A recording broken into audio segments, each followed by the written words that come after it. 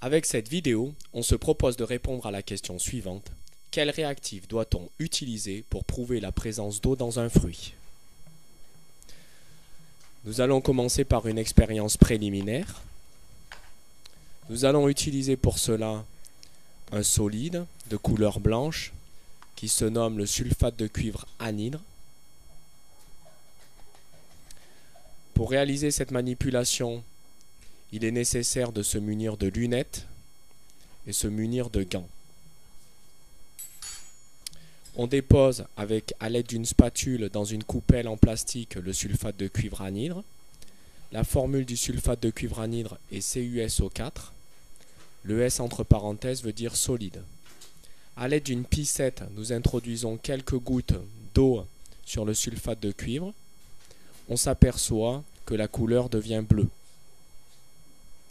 Dans ce cas présent, on dira que le sulfate de cuivre anhydre, dit sans eau, va s'hydrater, c'est-à-dire qu'on va lui ajouter de l'eau.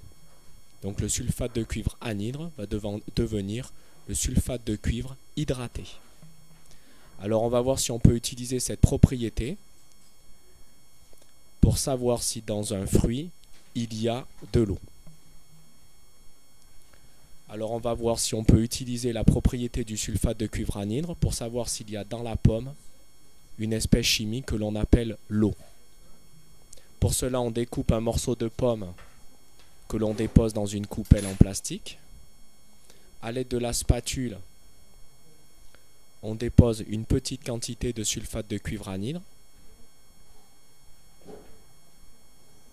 Le manipulateur commet ici une erreur car il redépose la spatule dans le récipient.